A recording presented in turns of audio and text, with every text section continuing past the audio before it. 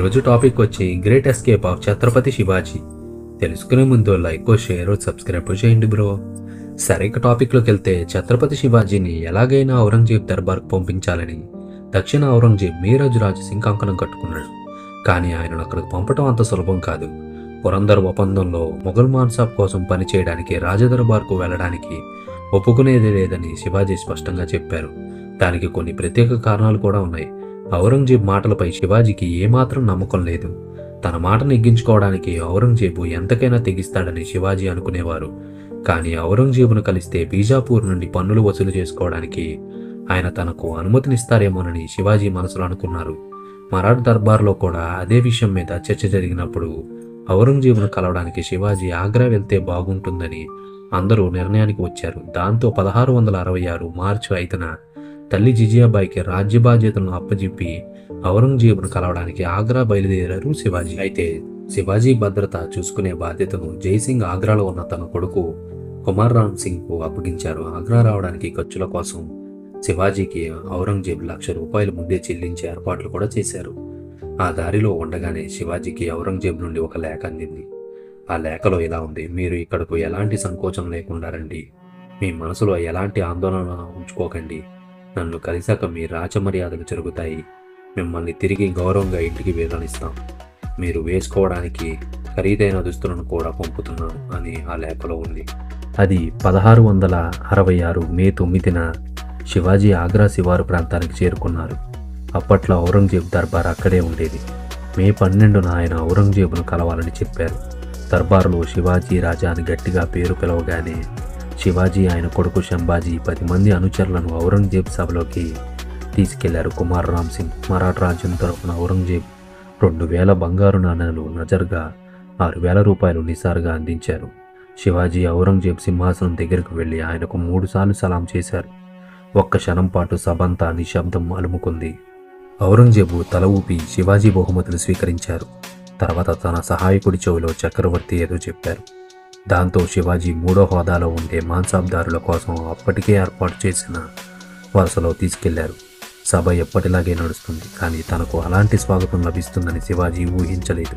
అంతేకాకుండా సభలో తల వంచిన తన గురించి ఒక్క మంచి మాట చెప్పడం కానీ, ఆయనకు ఏదైనా బహుమతులు ఇవ్వడం కానీ చేయలేదు. దానికి తోడు ఆయనను సాధారణ మాన్సాబ్దారుల మధ్యలో వెనక నిలబెట్టారు. అక్కడ నుండి ఔరంగజేబు కూడా సరిగ్గా కనిపించడం లేదు. అప్పటికే శివాజీ కోపం కట్టలు తెంచుకుంది. ఆయన రామ్ సింగ్తో, నన్ను ఎవరి మధ్య తీసుకొచ్చి నిలబెట్టావని అడిగాడు. రామ్ సింగ్ ఆయనతో, మీరు 5,000 అంటే 5,000 మంది సైనికులకు అధిపతి మాన్సాబ్దారుల మధ్య ఉన్నారు అని చెప్పారు. దాంతో శివాజీ బిగ్గరగా, నా 7 ఏళ్ల కొడుకు, నా నౌకరు నేతాజీ కూడా 5,000లే, చక్రవర్తి అని గౌరవించి అంత దూరం నుంచి ఆగ్రా వచ్చిన నన్ను వీళ్లతో పోల్చుతారా అన్నారు. తర్వాత శివాజీ, నా ముందున్నది ఎవరు అని అన్నారు. రాజా రాయ్ సింగ్ సిసోడియా అన్నారు రామ్ సింగ్. దాంతో శివాజీ గట్టిగా, రాయ్ సింగ్ రాజా జయసింగ్ చేతి కిందవాడు, మీరు నన్ను వాళ్ల వరుసలో నిలబెడతారని గద్దించాడు. తనకు ఘోర అవమానం జరగడంతో రగిలిపోయిన శివాజీ రామ్ సింగ్తో గట్టిగా మాట్లాడుతున్నారు. ఆయన దర్బారులో అలా మాట్లాడుతుండడంతో రామ్ సింగ్ కంగారు పడిపోయి శివాజీ కోపం చల్లార్చే ప్రయత్నాలు చేశారు. కానీ శివాజీ శాంతించలేదు.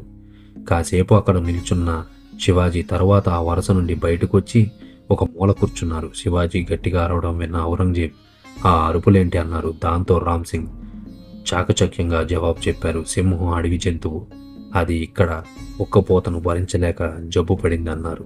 క్షమించమని ఔరంగజేబును కోరిన రామ్ సింగ్, దక్కన్ నుంచి వచ్చిన మహానుభావుకు చక్రవర్తి దర్బారు నియమాల గురించి తెలియదని చెప్పారు.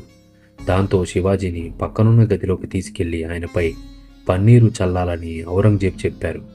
ఆయన కుదుటపడిన తరువాత దర్బారు ముగిసే వరకు వేచి చూడకుండా శివాజీని నేరుగా ఆయన కోసం ఏర్పాటు చేసిన విడిది ప్రాంతానికి తీసుకెళ్లాలని సూచించారు.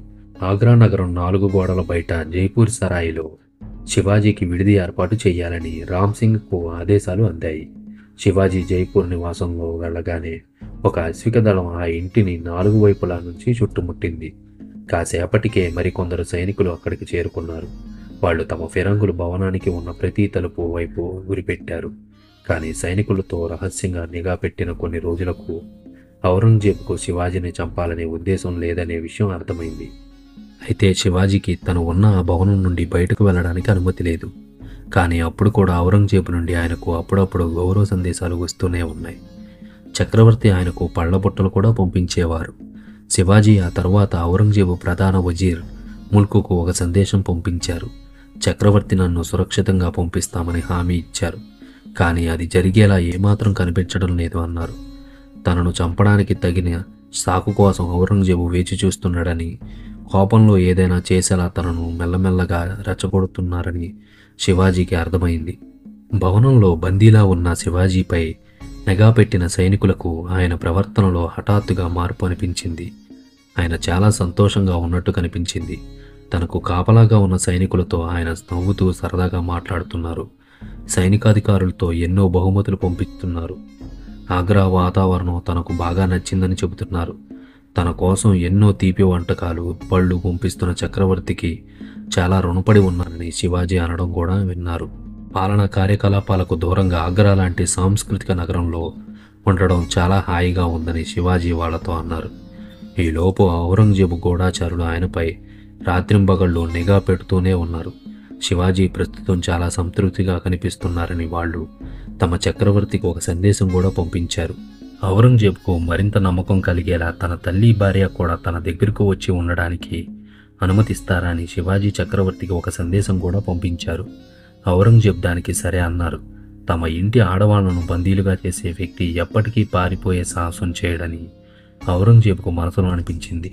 కానీ చక్రవర్తి అనుమతి లభించిన శివాజీ కుటుంబంలోని మహిళలు ఆగ్రాకు రాలేదని వాస్తవం.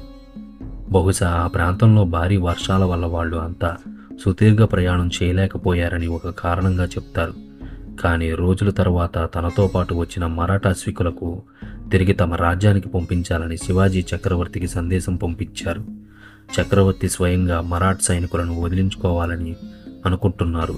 శివాజీ స్వయంగా అలా అడిగేసరికి ఆయన సంతోషపడిపోయారు. అయితే తరువాత తనకు అనారోగ్యంగా ఉందని శివాజీ సాకు చెప్పారు.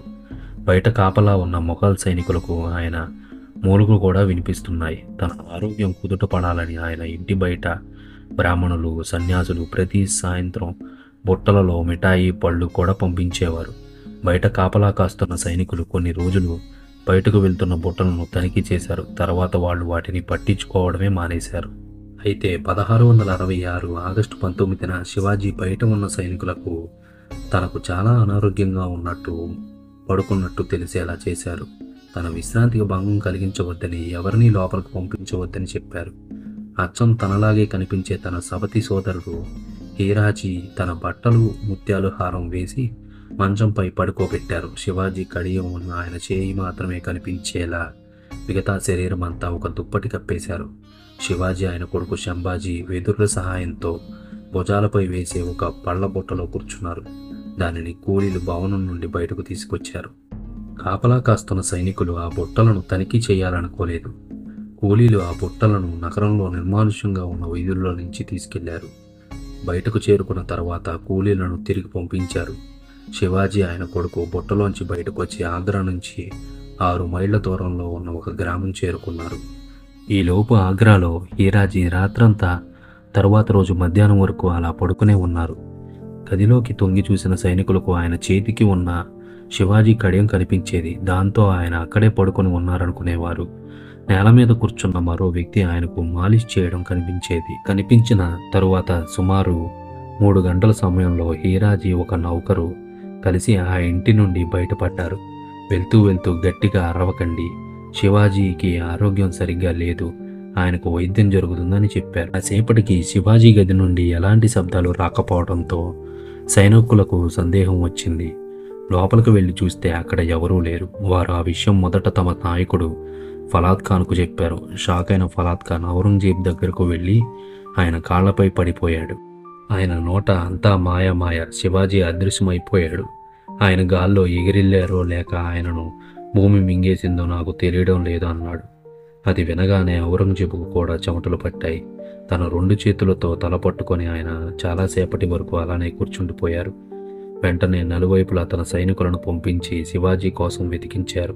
ఉదయం శివాజీ తల్లి జిజియాబాయి తన గదిలో ఒంటరిగా కూర్చొని ఉన్నప్పుడు ఆమె సేవకుడు లోపలికొచ్చాడు. అమ్మ, ఒక సన్యాసి మిమ్మల్ని కలవాలని అంటున్నాడని చెప్పారు. ఆమె ఆయనను లోపలికి పంపించమని చెప్పారు. ఆ సన్యాసి లోపలికి రాగానే జిజియాబాయి కాళ్లకు నమస్కరించాడు. ఆమె ఆయనతో, సాధువు వేరే వారి కాళ్లపై ఎప్పటి నుంచి పడుతున్నారు అన్నారు. జిజియాబాయి తన చేతులతో పైకి లేపి ఆ సాధువు ముఖం చూడగానే గట్టిగా శివాజీ అని అరిచింది.